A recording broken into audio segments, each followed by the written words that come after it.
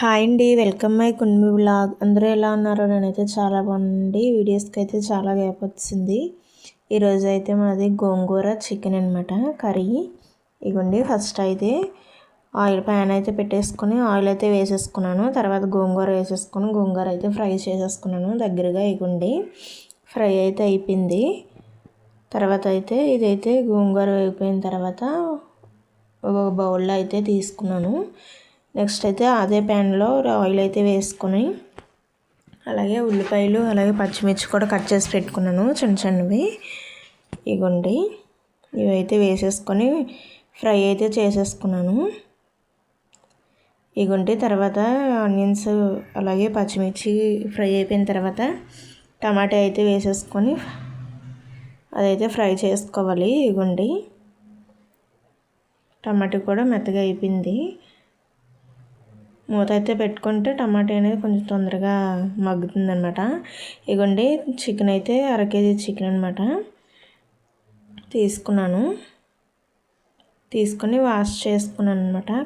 బాగా కడిగేసుకొని ఇగోండి కలుపుకున్నాను. వేసేసుకొని మూత అయితే పెట్టేసి ఇగోండి అలాగే ఒక 2 నిమిషాలు అయితే ఉంచేసి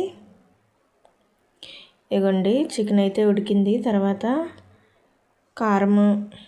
కారం అయితే వేసేసుకొని మొత్తం కలిపేసుకున్నాను ముక్కలకు పట్టేటట్టు చికెన్ పీస్కి. ఇగోండి, ఇప్పుడైతే సాల్ట్ అయితే వేసేసుకుంటున్నాను. టేస్ట్ తగ్గట్టు సాల్ట్ వేసేసుకొని ఒకసారి అయితే కలిపేసుకున్నాను. ఇగోండి, కలిపేసుకున్నాను.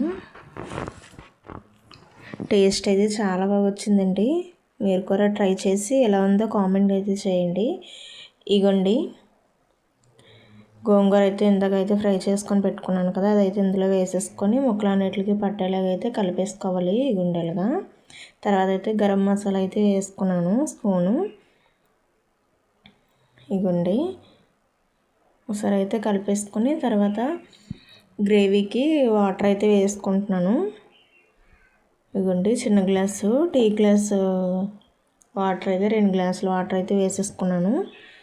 ఇగోండి, ఇప్పుడైతే ఇలా కలిపేసుకొని మూత అయితే పెట్టుకొని కాసేపు ఒక 2-5 నిమిషాలు అయితే ఉడికించుకోవాలి.